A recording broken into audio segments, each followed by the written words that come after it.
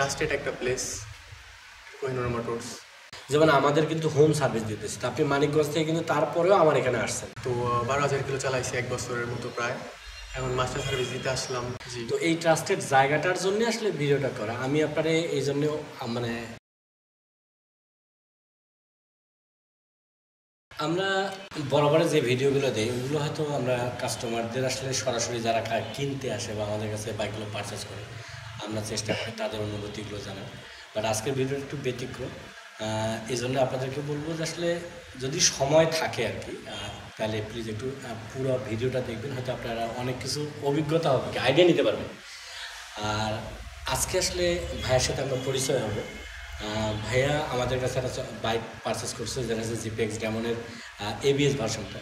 তো উনি অলরেডি মোটামুটি বেশ কিছু কিলো চালায় ফেলছে।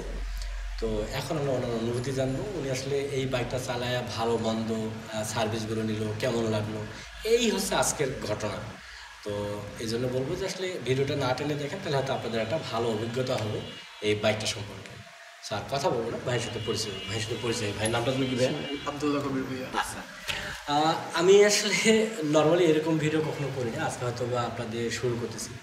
তো আমার এই ভিডিওটা করার মূল কারণ হচ্ছে আমরা অনেকে আছে যারা কাস্টমাররা একটা মানে ট্রাস্টেড জায়গা চায়। সব নর্মালি আসলে টাকা নিয়ে সমস্যা না, অনেকে আছে যারা আসলে টাকা খরচ করতে চায় বাট একটা ট্রাস্টেড জায়গা খুঁজে পায় না। তো এই ট্রাস্টেড জায়গাটার জন্য আসলে ভিডিওটা করা। আমি আপনারে এই জন্য মানে আজকের ভিডিওতে মানে আমন্ত্রণ জানালাম যে আপনি আমাদের কাছে এই বাইকটা পারচেস করছেন। তো অলরেডি মোটামুটি ভালো কিলো মনে হয় চালাইছেন। কত কিলো চালাইছেন এই বাইকটা? আমি প্রায় 12,000 প্লাস। 12,000 প্লাস। তো আপনার কাছে আসলে এই বাইকটা কেনার গল্পটা শুরুতে জানতে চাবো যে আপনি আসলে কেন এই বাইকটা কিনলেন, আর এই বাইকটা কিনে আসলে কেমন লাগলো, এই যে 12,000 কিলো চালাইলেন, তো এই সময়টা আপনার কেমন ফিল হইল? আসলে আমার আগের থেকে আর কি জিপিএক্স বাইকটা লাইক করে আগের থেকে আমি তো 1 বছর আগে নিয়েছিলাম, এই আপনাদের কোহিনুর মোটরস থেকে নিয়েছিলাম। তো 12,000 কিলো চালাইছি 1 বছরের মতো প্রায়, এখন মাস্টার সার্ভিস দিতে আসলাম। অনেক ভালো সার্ভিস, অনেক আর কি স্যাটিসফাইড আমি, এই আর কি। আমি মানে যেটা জানতে চাচ্ছি ব্যক্তিগতভাবে সেটা হচ্ছে যে আসলে একটা বাইকের তো ভালো দিক আছে, কিছু কিছু খারাপ দিক আছে। তো এই বাইকটা অলরেডি 12,000 কিলো চালাইছেন, মানে মোটামুটি একটা ভালো মানে সময় পাস করছেন বাইকটার সাথে।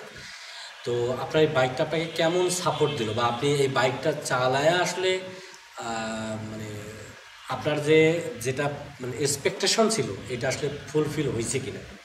জি, আমি জিপিএক্স বাইকটা 1 বছরের মতো রান করলাম। তো এখন পর্যন্ত ইঞ্জিন আমার কখনো আর কি সমস্যা হয় নাই, টুকিটাকি এইভাবে। আর মাইলেজের যে বিষয়টা, মাইলেজ তাও 33-34, হাইওয়েতে 35 প্লাস এরকম মাইলেজ পাই। আমরা অনেক সময় শুনতেছি যে আসলে অনেকে মাইলেজটা কম পাচ্ছে। তো আমরা যেটা বলতেছি, আমরা আসলে এটাতে মিনিমাম 40 প্লাস কম মানে ক্লেম করতেছি যে এটা আসলে 40 প্লাস পাবে, যেটা হাইওয়ের ক্ষেত্রে। এটা আসলে তো আপনি 33 পাচ্ছেন, আপনি কখনো এটা নিয়ে কমপ্লেন করছেন বা আপনি কি কখনো জিজ্ঞেস করছেন যেটা কেন কম পাচ্ছেন? না, এরকম কোনো কমপ্লেন আমি করি নাই। আমার 34-35 পাই, আমি এটাই হয়ে যায় আমার। এইটা আপনি যে 34-35% আসলে মানে মেজারমেন্টটা কিভাবে করছেন? মেজারমেন্টটা আর কি এক একজনের চালানো এক এক রকম। না, আমি ওইটা বলিনি। আপনি ধরেন 34-35 পাচ্ছেন, তো এই 34-35 যে পাচ্ছেন এটা আপনি কিভাবে ক্যালকুলেট করলেন যে আপনি এটা পাচ্ছেন? এই যে ফুল ট্যাঙ্কি করার পর যদি কোথাও যাই, তো যদি আর একবার ট্যাঙ্কিটা লোড দিই তখন তো কয় লিটার ঢুকলো দেখা যায়, ওই টাইমে বোঝা যায়। অ্যাকচুয়ালি আমি জানি না আপনি কিভাবে এটা ক্যালকুলেট করছেন বা বার করছেন। তবে আমি যারা আসলে এই ধরনের বাইকগুলো ইউজ করতেছেন তাদের উদ্দেশ্যে বলি, একটা বাইকের মাইলেজ বিভিন্ন কারণে ডাউন হতে পারে, আবার বিভিন্ন কারণে আপ হতে পারে। তো এই কারণগুলোর মধ্যে কিছু বেসিক কারণ আছে, মানে কখনোই একটা বাইকের মাইলেজটা এইভাবে নির্ধারণ করা সম্ভব না যে আসলে আপনি একবার ফুল ট্যাঙ্কি করলেন, পরের বার ফুল ট্যাঙ্কি করলেন, কতটুকু কম হইলো এইটার উপরে ডিপেন্ড করে আপনি ভাবে নিলেন যে আমি মনে হয় মাইলেজ এরকম পাচ্ছি। বিষয়টা কিন্তু এরকম না। একটা মাইলেজ ক্যালকুলেশন করতে গেলে মিনিমাম 3 থেকে 4 বার আসলে এই তেলটা আপনি যে পরিমাণে ঢুকাচ্ছেন এইটা একটা খেয়াল রাখার দরকার। আর দ্বিতীয় কথা হচ্ছে যে আসলে ফুল ট্যাঙ্কি করে মাপলে কিন্তু আপনি অ্যাকুরেটটা পাবেন না। কেন পাবেন না? একটা গাড়িতে ফুল ট্যাঙ্কি ফুয়েল থাকলে, ট্যাঙ্কিটা ফুল থাকলে তখন এটা অনেক তেল কিন্তু বাষ্প হয়েও উড়ে যেতে পারে। কারণ কি, যখন আপনার ট্যাঙ্কি ফুল থাকতেছে ওই তেলটা তো ধরেন ঝাঁকি খাচ্ছে রাস্তায় চলার সময়, তো ওই তেল কিন্তু বাষ্প হয়েও যায়, আবার দেখা যাচ্ছে বাইর হয়ে যেতে পারে ট্যাঙ্কির ক্যাপ দিয়ে, বিভিন্নভাবে এই তেলটা আপনার না থাকতে পারে। এটা গেলো এক। ফুল ট্যাঙ্কি করা যাবে না, মিনিমাম ধরেন 90% করলে এনাফ, 90% ট্যাঙ্কি ফুল করলে এনাফ।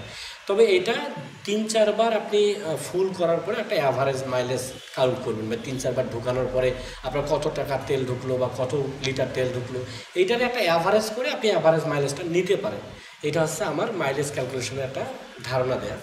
আর দ্বিতীয় কথা হচ্ছে আসলে তাদের ক্ষেত্রে মাইলেজটা অবশ্যই বাড়বে যারা আসলে একটু মেনটেন করে চালাবে। মেনটেন বলতে এই বাইকের মাইলেজের ক্ষেত্রে আমরা অনেকেই যে কাজটা করি, মানে যারা কম পাচ্ছে, আমি জানি না তারা কীভাবে কম পাচ্ছে বা ক্যালকুলেশন করতেছে, তবে আমার ধারণা বা আমার মনে হয় এটা এইভাবে করলে সুন্দর হবে যে কখনোই আসলে অন্যকে দেখানোর জন্য, বোঝানোর জন্য, যেমন আমাদের অনেক ইয়াং পোলাপান আছে যেগুলো আসলে একটা বাইক সামনে দিয়ে যাচ্ছে, আশেপাশের লোকজন তার দিকে তাকায়, এই জন্য সে কী করে থ্রোটল চাপ দেয় বা ঘুরায়। তো এই কাজগুলো করলে কিন্তু আপনার মাইলেজ কমে যাবে। কারণ হচ্ছে আপনার থ্রোটল ঘুরানোর অর্থ হচ্ছে তেল আপনি আপনার যে ইঞ্জিনে আছে ইঞ্জিনে বেশি তেল প্রবাহিত করতেছেন। তো এটা করলে কিন্তু আপনার মাইলেজ কম পাবেন। মোট কথা হচ্ছে একেবারে জেন্টেলভাবে যদি আপনি রাইড করেন, আপনি যদি এই আপনার গতিটা 40 থেকে 60-র মধ্যে রাখেন, যেটাকে আমরা মিডল অফ আরপিএম বলি, এর মধ্যে রাখেন, আপনি যদি টায়ারের প্রেশারগুলো রেগুলার চেক করেন, আপনি যদি এয়ার ফিল্টারটা রেগুলার মানে পরিষ্কার পরিচ্ছন্ন রাখার চেষ্টা করেন এবং মেনটেন করেন, সাপোজ যে নিয়মে একটা গাড়ি চালানোর দরকার, যেমন গিয়ার শিফটিংয়ের একটা ব্যাপার থাকে যে 0 থেকে 10 1 গিয়ার, 10 থেকে 20 2 গিয়ার, এরকম যে একটা শিফটিংয়ের একটা রুলস আছে, এই রুলসগুলো যদি মেনটেন করেন আমার ধারণা আপনাদের মাইলেজটা অনেক বেটার হবে। তো যাই হোক, ভাইয়ার যেহেতু আসলে মাইলেজ নিয়ে কোনো কমপ্লেন নেই, ওভারঅল আপনি আমাদের কাছ থেকে সার্ভিস নিলেন, এই যে 1 বছরের জার্নি আমাদের সাথে সম্পর্ক, তো সব কিছু মিলে আমাদের সাথে আসলে কেমন লাগলো আপনার? আসলে আমরা আপনার যে কাঙ্ক্ষিত চাহিদাগুলো যেগুলো আপনি আসলে চাচ্ছেন যে এরকম হওয়া উচিত, এইটা আসলে ওইভাবে পাইছেন কিনা? জি, আমি সব কিছুই মানে পাইছি। আর ট্রাস্টেড একটা প্লেস কোহিনুর মোটরস, সার্ভিসটাও অনেক আমি ভালো সার্ভিস দিছে, এই আর কি। কেউ যদি আসতে চায় আসতে পারে কোহিনুর মোটরসে।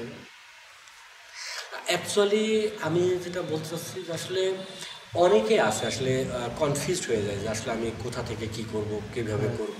যেমন আমাদের কিন্তু হোম সার্ভিস দিতেছে, তো আপনি মানিকগঞ্জ থেকে কিন্তু তারপরেও আমার এখানে আসছেন, তো আপনি আমার এখানে তো অবশ্যই স্যাটিসফ্যাকশন পাইছেন বলেই হয়তো বা আসছেন।